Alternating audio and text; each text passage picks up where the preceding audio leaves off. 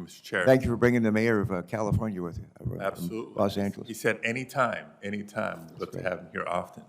One of the challenges of being on the other end of seniority is thinking of what else to offer value added to a hearing like this. It hasn't been raised already. I know we've covered a lot of important and timely issues as it relates to Build Back Better, the theme, the focus of this hearing. And I agree it is time to build back better, but not just build back, but build back smarter, build back greener, build back more sustainably to address a lot of big issues. So I'm just going to share some thoughts here, and I will end with a comment and solicit response from Mayor Garcetti and the other witnesses. But I think we all do agree on a bipartisan basis that we need to build back to address a lot of the deferred maintenance issues when it comes to infrastructure across America. Several members of the committee have touched on the need to be mindful of reliability of our electrical sector as we are building back and building back better. For those of us, especially those of us that have served at the municipal level or even at the state level, we're very well aware of the need to avoid rate shock, right? We know that costs over time go up, whether it's infrastructure, fuels, et cetera, but ratepayer impacts, both residential and commercial, are also an important concern to include in our deliberations. And we have additional challenges nowadays that are absolutely undeniable, challenges posed by climate change, whether you call it climate change or the concerns about adaptation or any other term, they're real. And add consideration for resiliency separate and apart from the reliability questions and concerns that have been raised. So there's a lot of policy considerations to consider all at once as we will be working together to further define what Build Back Better means. We need to address the resiliency given extreme weather that is impacting every region of the country in different ways, let alone natural disasters that sometimes are related, sometimes not related at all to changing climate.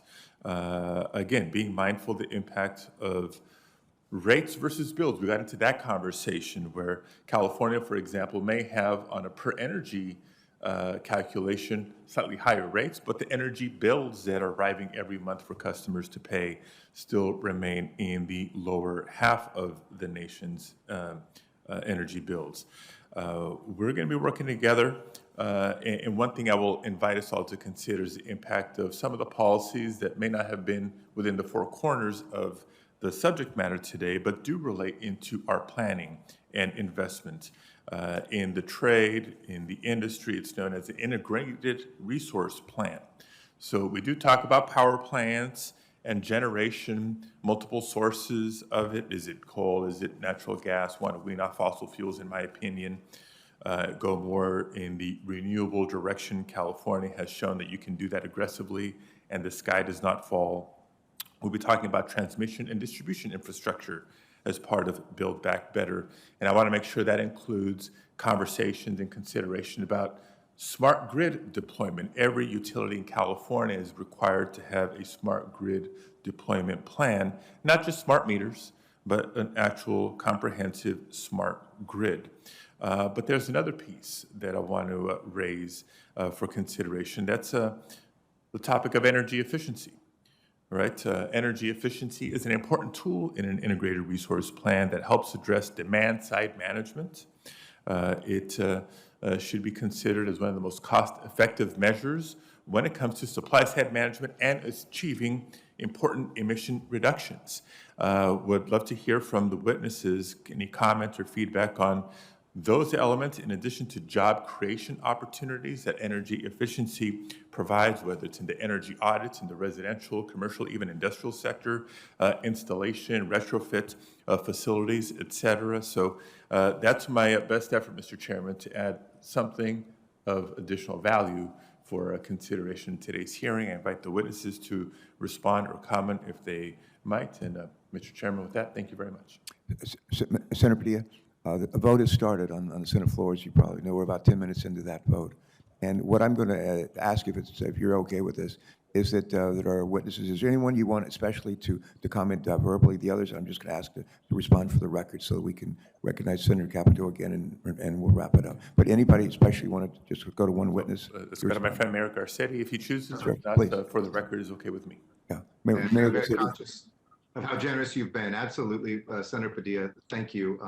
This is about jobs. I would just say, read the LA 100 report. It was written not by my level of government, but yours. It shows that we can do this. Second, think big and think jobs and think speed.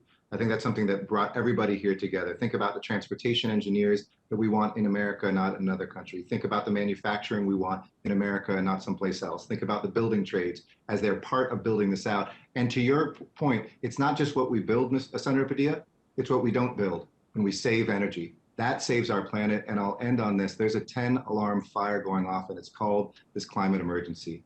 What I loved hearing across partisan lines today is it's not a matter of if we transition, it's when. Let's show America we can do it quick, we can do it well, we can do it safely and reliably, and we can do it in our lifetimes so we leave something better for our children behind. Thank you so much. Yes, Senator Padilla, thanks so much. And that